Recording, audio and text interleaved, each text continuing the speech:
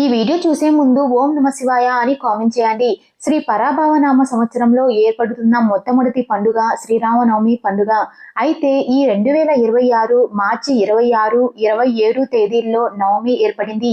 కాబట్టి ఈ ఏడాది శ్రీరామనవమి ఎప్పుడు జరుపుకోవాలి అని చాలా మందికి సందేహం ఉంది. శ్రీరామనవమి పండుగను ఎప్పుడు జరుపుకోవాలి? రాముల వారిని ఏ సమయంలో పూజించాలి? శ్రీరామనవమి పండుగ వచ్చే ముందు తప్పక తెలుసుకోవాల్సిన నియమాల గురించి ఈ వీడియోలో తెలుసుకుందాం. వీడియోని స్కిప్ చేయకుండా చూడండి. ఈ నెల మార్చి 27వ తేదీ శుక్రవారం రోజు శ్రీరామనవమి పండుగ వచ్చింది. ఈ రోజునే శ్రీరాముడు జన్మించాడు. అలాగే సీతారాముల వారి కళ్యాణం కూడా ఇదే రోజున జరిగింది. ఈ సంవత్సరం శ్రీరామనవమిని ఎప్పుడు జరుపుకోవాలనే విషయం పైన దేశవ్యాప్తంగా ఒక చర్చ జరుగుతూ ఉంది. అయితే భద్రాచలంలో రాముల వారి కళ్యాణం జరిగే రోజునే మనం శ్రీరామనవమి ఉత్సవాన్ని జరుపుకోవాలి. చైత్ర మాసంలో వచ్చే నవమి తిథి రోజు శ్రీరామనవమి పండుగను జరుపుకుంటారు. ఈ 2026 మార్చి 26 మధ్యాహ్నం నవమి తిథి ప్రారంభమై మార్చి 27 మధ్యాహ్నం వరకు ఉంటుంది. అయితే చాలా క్యాలెండర్లో మార్చి 26వ తేదీని శ్రీరామనవమిగా చూపిస్తున్నారు. కానీ భద్రాచలంలో రాముల వారి కళ్యాణం 27వ తేదీ జరుగుతుందని ప్రకటించారు. కాబట్టి మార్చి 27 శుక్రవారం రోజు రామనవమి జరుపుకోవాలి. ఈ పండుగ రోజున మధ్యాహ్నం సమయంలో శ్రీరాముడిని పూజించాలి. శ్రీరాముడు మధ్యాహ్నం సమయంలో పునర్వాసు నక్షత్రం కర్కాటక లగ్నంలో సరిగ్గా అభిజిత్ ముహూర్తంలో అంటే మధ్యాహ్నం 12 గంటలకు శ్రీరాముడు జన్మించాడు. కాబట్టి మార్చి 27 ఉదయం 11:06 నుండి మధ్యాహ్నం 1:30 వరకు రాముల వారిని పూజించడానికి శుభముహూర్తం ఉంది. ఈ సమయం శ్రీరాముడిని పూజించడానికి అత్యంత శక్తివంతమైన సమయం. ఈ సమయంలోనే భద్రాచలంలో సీతారాముల కళ్యాణం జరుగుతుంది. ఈ ఏడాది శ్రీరామనవమి శుక్రవారం రోజు వచ్చింది. కాబట్టి ఈ రోజు చేసే పూజల వల్ల విష్ణుమూర్తి అనుగ్రహంతో పాటుగా లక్ష్మీదేవి అనుగ్రహం కూడా మన ఇంటిపై సంపూర్ణంగా ఉంటుంది. అయితే మంగళవారం, శుక్రవారం రోజుల్లో ఇంటిని శుభ్రం చేయకూడదు. కాబట్టి శ్రీరామనవమి పండుగ వచ్చేలోపు ఇంట్లో బూజు లేకుండా శుభ్రం చేసుకోండి. ఈ పండుగ రోజున ప్రతి ఒక్కరూ సీతారాములను పూజిస్తాము. కాబట్టి మీ పూజ గదిలో రాముల వారి ఫోటో ఉండేలా చూసుకోండి. సీతారాముడు, లక్ష్మణుడు, భరతుడు, శత్రుఘ్నుడు, హనుమంతుడు అందరూ కలిసి ఉన్న ఫోటో ఉంటే చాలా మంచిది. ఈ రోజున ప్రతి ఒక్కరూ ఇంటి గడపలకు పసుపు రాసి కుంకుమ బొట్లు పెట్టి ఇంటి గుమ్మానికి మామిడి తోరణాలను కట్టుకోండి. ఇలా చేస్తే మీ ఇంటికి పట్టిన అష్టదరిద్రాలు వెంటనే తొలగిపోతాయి. అయితే ఈ శ్రీరామనవమి రోజున తప్పకుండా మీ ఇంటి ప్రధాన ద్వారం పైన గంధంతో శ్రీరామ అని రాయండి. మీ కుటుంబంలో సుఖ సంతోషాలు పెరుగుతాయి. శ్రీరామనవమి అంటేనే వడపప్పు, పానకం గుర్తొస్తాయి. కాబట్టి పూజలో నైవేద్యానికి వడపప్పు కోసం పెసరపప్పు, పానకం కోసం బెల్లం ముందుగానే సిద్ధం చేసుకోండి. ముఖ్యంగా శ్రీరామనవమి సందర్భంగా మీ దగ్గరలో ఉన్న రామాలయానికి రంగులు వేయించండి. లేదా రామాలయం అంతా నీళ్లతో శుభ్రంగా కడిగి ముగ్గులు వేయండి. ఇలా చేస్తే మీ కుటుంబానికి చాలా మంచి జరుగుతుంది. ఇక మనలో చాలా మందికి రామకోటి రాయాలని ఉంటుంది. అయితే శ్రీరామనవమి పండుగ వచ్చేలోపు కనీసం 108 సార్లు శ్రీరామ అనే నామాన్ని రాయండి. ఈ పండుగ రోజున ప్రతి ఒక్కరూ శ్రీరామ రక్షా స్తోత్రాన్ని చదివితే మంచిది. గ్రహ దోషాలన్నీ వెంటనే తొలగిపోతాయి. శ్రీరాముడు నీలమేఘ శ్యాముడు కాబట్టి శ్రీరామనవమి రోజున నీలం రంగు వస్త్రాలను ధరించి నీలం రంగు పుష్పాలతో శ్రీరాముడిని పూజిస్తే ఎన్నో శుభ ఫలితాలు కలుగుతాయి. ఈ రోజున సీతారాములను పూజించేటప్పుడు సీతాదేవికి ఎరుపు రంగు జాకెట్ ముక్కను సమర్పించండి.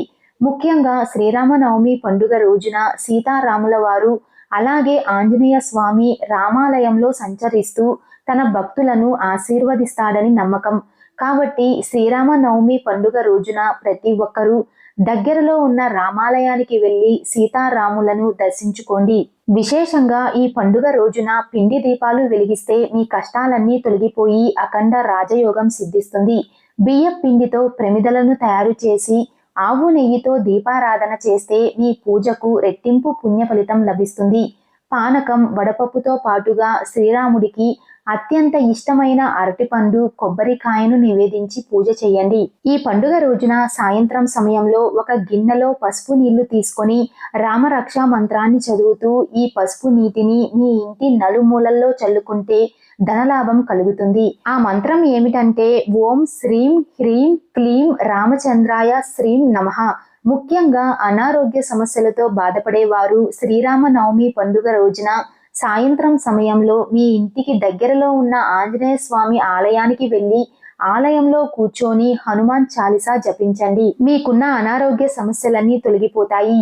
ఇక విపరీతమైన అప్పుల బాధలతో బాధపడేవారు రామాలయంలో నువ్వుల నూనెతో దీపం వెలిగించి జై శ్రీరామ అనే మంత్రాన్ని 108 సార్లు జపించండి. ఆర్థిక సమస్యలన్నీ తొలగిపోతాయి. అలాగే శ్రీరామనవమి పండుగ రోజున తప్పకుండా మీ పూజ గదిలో స్వస్తిక్ గుర్తు గీయండి. అలాగే రావి చెట్టును కూడా తప్పకుండా పూజించాలి. శ్రీరామనవమి శుక్రవారం రోజు వచ్చింది కాబట్టి ఈ రోజున రావి చెట్టును పూజించి రావి చెట్టు చుట్టూ ప్రదక్షిణలు చేసి రావి చెట్టుకు నమస్కారం చేసుకుంటే మనం తెలిసి తెలియక చేసిన పాపాలన్నీ తొలగిపోయి తరతరాలకు తరగని ఐశ్వర్యం లభిస్తుంది. శ్రీరామనవమి రోజున రావి చెట్టు నీడలో నిలబడినా సరే మీ జాతకంలో ఉన్న దోషాలన్నీ తొలగిపోతాయి. రామాలయానికి వెళ్ళేవారు తప్పకుండా తమలపాకు మాలను తీసుకువెళ్ళి సీతారాములకు సమర్పించండి. మీ కోరికలన్నీ వెంటనే నెరవేరుతాయి. అలాగే ఈ పండుగ రోజున మీ ఇంటి గుమ్మానికి తమలపాకులను కట్టుకోండి. తమలపాకులు లక్ష్మీదేవిని ఆకర్షిస్తాయి.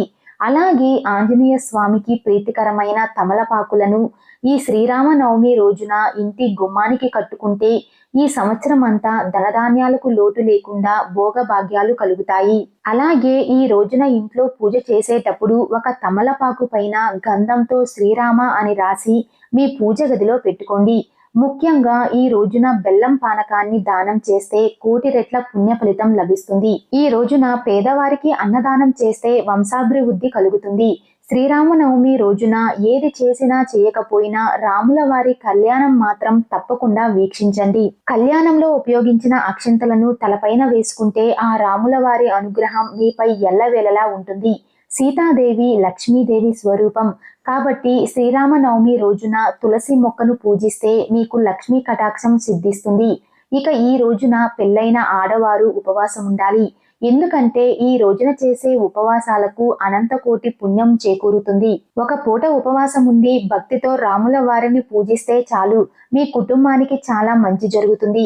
ఈ పండుగ రోజున మాంసాహారం, ఉల్లిపాయ, వెల్లుల్లి వంటి ఆహార పదార్థాలను తినకూడదు. ఈ రోజున ఇంట్లో పూజ చేసేటప్పుడు ఒక కాగితం పైన పసుపుతో శ్రీరామ అని రాసి ఆ కాగితాన్ని మీరు డబ్బులు దాచే ప్రదేశంలో పెట్టుకోండి.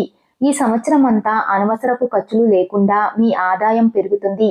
శ్రీరామనవమి పండుగ రోజున రామరక్షా మంత్రాన్ని 108 సార్లు జపిస్తే మీ కుటుంబంలో ఎలాంటి ఆపదలు లేకుండా రాముల వారి అనుగ్రహం మీ ఇంటిపై ఉంటుంది. సంతానం లేదని బాధపడేవారు ఈ రోజున ఒక ఎర్రటి వస్త్రంలో కొబ్బరికాయను కట్టి సీతాదేవి పాదాల దగ్గర పెట్టి ఈ కొబ్బరికాయను రామాలయంలో ఉన్న రావి చెట్టుకు కట్టండి. ఖచ్చితంగా సంతాన ప్రాప్తి వరిస్తుంది. అలాగే శ్రీరామనవమి రోజున రామాలయంలో ఉన్న ధ్వజస్తంభం దగ్గర ఖచ్చితంగా ఒక దీపం వెలిగించండి. మీ కుటుంబంలో ఉన్న సమస్యలన్నీ వెంటనే తొలగిపోతాయి. ఈ వీడియో మీకు నచ్చినట్లయితే లైక్ చేసి షేర్ చేయండి. ఇలాంటి మరిన్ని అప్డేట్స్ కోసం మా ఛానల్ని సబ్స్క్రైబ్ చేసుకోండి.